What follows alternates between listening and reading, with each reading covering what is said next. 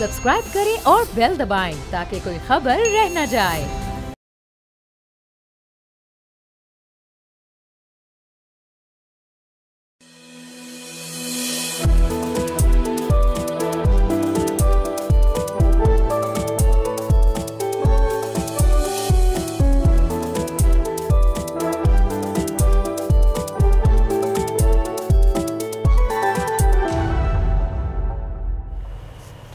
बिस्मिल्लाहिर्रहमानिर्रहीम। अस्सलाम वालेकुम नाजरीन, प्रोग्राम फ्रंट पेज के साथ मैं हूं मुइज़्ज़ुर रहमान और मैं हूं अलीबा फातिमा। आज हम आपके लिए काफ़ी दिलचस्प खबरें लाए हैं। हम ये भी कवर करेंगे कि किस तरीके से सऊदी अरेबिया ने एक्वायर कर लिया है पोकेमॉन गो, जो हमने और आपने काफ़ी लोग इससे वाकिफ़ हैं। अब तो हम बड़े हो गए हैं, लेकिन बचपन में हम सब ने ये गेम ज़रूर खेला है। और दूसरी तरफ हम बात करेंगे कि किस तरीके से इलॉन मस्क को दो तरफ़ा अटैक्स का सामना करना पड़ रहा है। एक्स भी was brought down by a DDoS attack, और उसी के साथ साथ टेस्ला के ऊपर भी काफ़ी ज़्यादा अटैक्स हुए हैं पिछले हफ्ते में। तो आइए देखते हैं इन वाक़यात की डिटेल्स क्या हैं। नाज़रीन, 10 मार्च को एक ऐसा अटैक हुआ था एक्स पे कि जिसकी वजह से एक्स पूरी दुनिया में मल्टीपल कंट्रीज़ में इनएक्सेसिबल हो गया था across the world at the same time. ये काफ़ी बड़ी सिग्निफिकेंट डेवलपमेंट है, क्योंकि हमें ये तो पता है कि इलॉन मस्क ने ट्विटर का नाम एक्स रख दिया, काफ़ी ज़्यादा पॉलिसीज़ उसकी चेंज कर दी। जिस तरीके से लोग उस प्लेटफॉर्म से इंटरेक्ट करते हैं वो एक तरीके से कम्प्लीटली बदल चुका है वो तरीका। तो इसके बावजूद ये अटैक अब क्यों हुआ और उससे बहुत पहले क्यों नहीं हुआ, जब एक्चुअली इलॉन मस्क ने ट्विटर ख़रीदा था। कई मुबस्सिरीन का मानना है कि रिसेंटली इलॉन मस्क की जो गवर्नमेंट में रोल प्ले करते रहे हैं, जो उन्होंने डेवलपमेंट्स की हैं, ख़ास तौर पर अपनी department of government efficiency dose नाम की ऑर्गेनाइजेशन के तहत, तो इन तमाम डेवलपमेंट से बहुत सारे लोगों को काफ़ी खदशात हैं, specially United states of America में। एक्स के ऊपर अटैक हुआ है, ये एक डीडॉस अटैक है। डीडॉस अटैक होता ही इसी तरह है कि उस वेबसाइट की रसाई ख़त्म हो जाती है दुनिया भर में, या बहुत ज़्यादा लिमिटेड हो जाती है।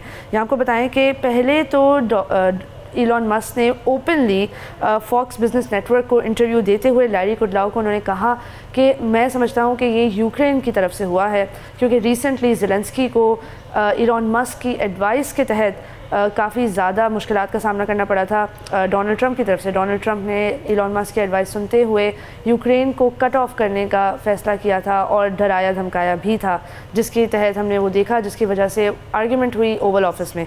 तो उनका पहला जो है वो डाउट था यूक्रेन में। उन्होंने कहा था कि आईपी एड्रेस जो है वो यूक्रेन से ओरिजिनेट हो रहा है, लेकिन एक्सपर्ट्स का मानना है, ख़ास तौर पर वो टेक्नोलॉजिकल एक्सपर्ट्स जो इस स्पेसिफिक डीडॉस अटैक को मॉनिटर कर रहे थे, कि ऐसा नहीं है। डार्क स्टॉर्म नाम का एक प्रो पैलेस्टाइन एक्टिविस्ट ग्रुप है which is behind the attack.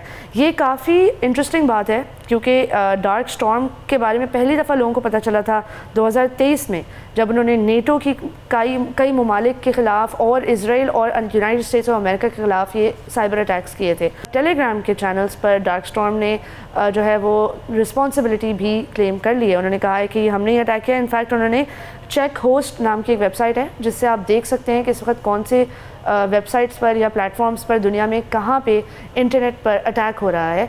और चेक होस्ट के उन्होंने स्क्रीनशॉट्स भी शेयर किए, जिसमें वो क्लेम कर रहे हैं कि ये जो अटैक्स हैं इस वक्त, जो ट्विटर एक्सेस आप नहीं कर पा रहे हैं, वो क्यों नहीं कर पा रहे हैं, क्योंकि हमने अटैक किया है। The volume of cars sold in the last quarter is 3 times more higher than Tesla actually. एक तरफ BYD जो है वो कॉन्स्टेंटली प्रोग्रेस करता जा रहा है और टेस्ला पीछे होता जा रहा है। हम नाज़रीन को बताएं कि एक्चुअली टेस्ला के ऊपर पिछले हफ्ते बहुत ज़्यादा सीरियस अटैक्स हुए हैं।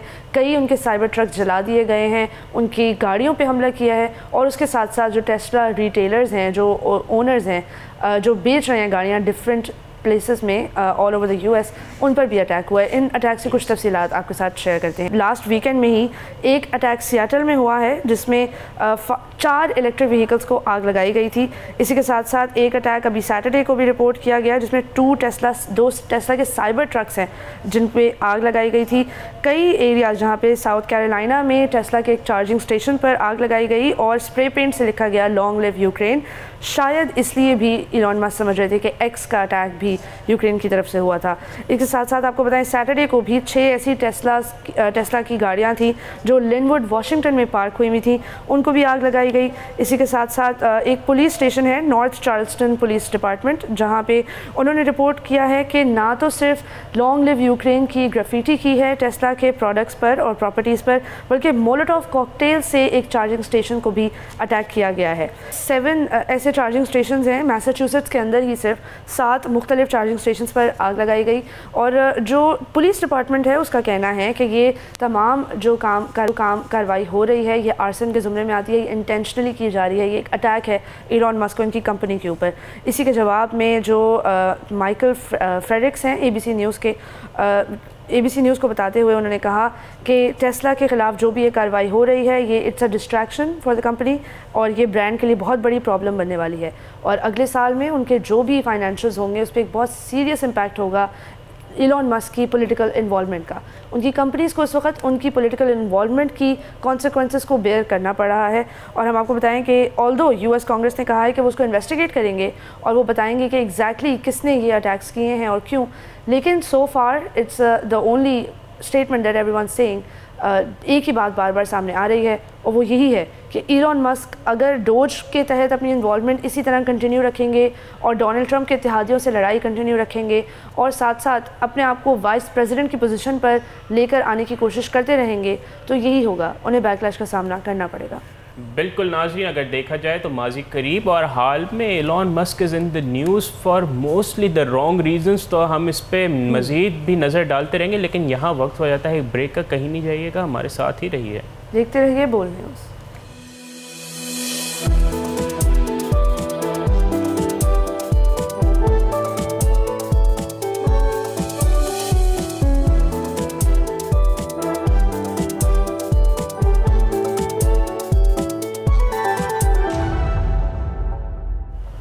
नाज़रीन welcome back to front page. Break से पहले हमने आपको बताया कि किस तरीके से टेस्ला और X दोनों इलॉन मस्क के प्लेटफॉर्म्स को जो है वो काफ़ी ज़्यादा अटैक्स का सामना करना पड़ रहा है। अब बात करते हैं पोकेमॉन गो के बारे में। बिल्कुल नाज़रीन, गेमिंग की दुनिया से एक बहुत ही अहम डेवलपमेंट और बहुत ही एक इंटरेस्टिंग डेवलपमेंट आपके सामने लेके आएंगे। आई एम श्योर आप सबको याद होगा एटलीस्ट आज से 6-7 साल पहले पोकेमॉन गो गेम के आप जगह जगह जाके पोकेमॉन गोस कलेक्ट करते रहे, तो काफ़ी एक इंटरेस्टिंग फिनोमेना था। तो नाज़रीन, पोकेमॉन गो बनाने वाली कंपनी जापानीज़ कंपनी है नियांटिक सेल्स गेमिंग डिवीज़न। उन्होंने नियांटिक जो है उसने अपना गेमिंग डिवीज़न बेच दिया है और जो नियांटिक लैब्स जिसने पोकेमॉन गो को बनाया था उसने अपनी video game division Saudi owned Scopely, नाज़रीन सऊदी एक कंपनी है स्कोपली जो गेमिंग डिवीज़न में बहुत इस वक्त तरक्की करी है, उन्होंने नियांटिक का पूरा गेमिंग डिवीज़न $3.5 अरब का ख़रीद लिया है। और नाज़रीन ये ऑब्वियसली इस तरह का हैरान कुन मूव आई थिंक आज से 10 साल पहले किसी ने नहीं सोचा होगा कि सऊदी अरेबिया इतने ज़्यादा मजबूत इनरोड्स बनाएगा इनटू टेक्नोलॉजी, ये गेमिंग, और जिस तरह हमने आपको पहले बताया था अपने प्रोग्राम में AI डेटा सेंटर पूरा बना रहा है, carbon zero AI data centre बन रहा है $5 अरब की मदद से। तो नाज़रीन बेसिकली सऊदी अरेबिया जो बेसिकली जियो स्पेशल टेक्नोलॉजी है उसकी तरफ अपना फोकस डाल रहा है ताकि वो अपना जो उनकी एक इकॉनमी ऑयल बेस्ड इकॉनमी है उससे अपनी इकॉनमी को डाइवर्सिफाई किया जाए under the vision of the crown prince, Saudi crown prince royal highness Mohammed bin Salman, जो कि विजन 2030 उनका बड़ा एक डायनामिक विजन उन्होंने दिया है। तो नाज़रीन ये जो डील हुई है इतनी बड़ी $3.5 अरब की, ये बेसिकली सऊदी अरेबिया दुनिया का अल्टीमेट ग्लोबल हब बनना चाहता है गेमिंग के हवाले से।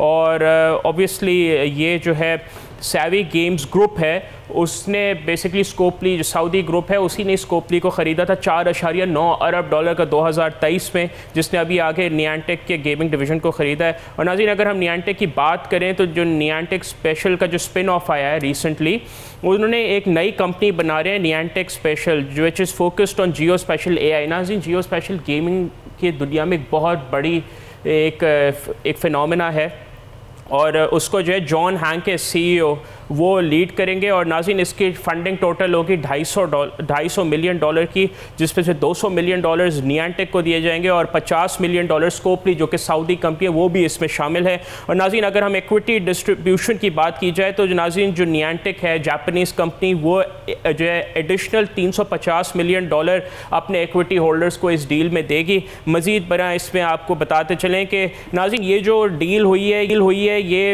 अगरचे पोकेमॉन गो 2015-2016-17 में अपनी बुलंदियों को बहुत ज़्यादा छू रही थी जब नियांटिक ने उसको इंट्रोड्यूस कराया था, लेकिन ऑब्वियसली उस फिनोमेना को आगे रेप्लिकेट करने के लिए नियांटिक काफ़ी ज़्यादा स्ट्रगल कर रहा था और उन्होंने ले ऑफ्स भी किए 2022 में और 23 में। और उसकी एक बहुत बड़ी वजह उनकी एक और गेम थी नाज़रीन, हैरी पॉटर्स विज़र्ड्स यूनाइट 2022 में, वो उनको बंद करनी पड़ी थी नुकसानात की वजह से। आपको पता है कि सऊदी अरेबिया गेमिंग की दुनिया का ग्लोबल हब बनना चाहता है और उनका विजन है कि वो इसके अंदर 38 अरब डॉलर मजीद इन्वेस्ट करेंगे गेमिंग इंडस्ट्री में इसी सैवी गेम्स ग्रुप के थ्रू, जो कि नाज़रीन हमने आपको याद होगा सितंबर के महीने में बताया था कि उस वक्त वो निंटेंडो लेने का सोच रहे थे। तो एज ऑफ टुडे, आज के दिन की तारीख तक सऊदी अरेबिया का जो ये सैवी गेम्स ग्रुप है ये निंटेंडो में 7.5% उसकी जो इक्विटी उनके पास है। सैवी ग्रुप के shares crown prince Mohammed bin Salman है and I think he is taking Saudi Arabia to new heights. Exactly, ये सारी प्रोग्रेस और डेवलपमेंट सस्टेनेबली होगी क्योंकि ये एक बहुत बड़ा मसला है। हम प्रोग्रेस और डेवलपमेंट के पीछे तो ज़रूर भागते हैं, लेकिन हम ये भूल जाते हैं कि उसके कई दफ़ा नुकसानात भी होते हैं। उसकी वजह से कई कम्युनिटीज़ को निकालना पड़ता है, उनका इनखला लाजिम हो जाता है इस प्रोग्रेस और डेवलपमेंट के लिए। और इसी के साथ साथ कई ह्यूमन राइट्स वायलेशंस भी हो सकती हैं जब आप लेबर राइट्स का ख्याल नहीं रखते। तो हम उम्मीद करते हैं कि ये सारी तहफ़्फ़ुज़ात को मद्देनज़र रखा जाएगा। इसी के साथ साथ हम देख रहे हैं कि टेक्नोलॉजी ने दुनिया को एक नए एतबार से शेप करना शुरू कर दिया है। टेक्नोलॉजी की वजह से ही इलॉन मस्क इतने ताकतवर हुए कि अब वो इस पोजीशन में हैं कि वो दुनिया भर के मामलात पर एडवाइस देते हैं और उनकी एडवाइस को सराखों पर रखा जाता है रिपब्लिकन पार्टी की तरफ से। तो ये डेवलपमेंट्स आती रहेंगी, लेकिन टेक्नोलॉजी का जो ग्रोइंग इम्पैक्ट है उसको नहीं भूलना चाहिए। वो हर ज़ुमरे में हमें नज़र आता है, भले वो सऊदी अरब पोकेमॉन गो ख़रीद रहा हो या वो एक्स पे डीडॉस अटैक की सूरत में आए, लेकिन technology is there, it's ever present and we have to confront the fact कि पाकिस्तान को भी टेक्नोलॉजी को किसी न किसी लेवल पर इस तरह एक्सेप्ट करना पड़ेगा और इसमें इनोवेशन लानी पड़ेगी क्योंकि हम काफ़ी ज़्यादा पीछे हैं बाकी दुनिया से। बिल्कुल नाज़रीन, इन तमाम हवालों से चाहे वो सऊदी अरेबिया की डेवलपमेंट स्टोरी हो या फिर इलॉन मस्क के होने वाले उनके साथ जो वाक़यात हैं उन पे हम नज़र डालते रहेंगे। लेकिन यहाँ हमारे शो का वक्त हुआ जाता है ख़त्म। आपसे इंशाल्लाह मुलाकात होगी अगले हफ्ते। टिल देन अपना बहुत ख्याल रखिएगा और बोल न्यूज़ के सोशल मीडिया हैंडल्स पर अपना फीडबैक ज़रूर रिकॉर्ड करिएगा। खुदा हाफ़िज़।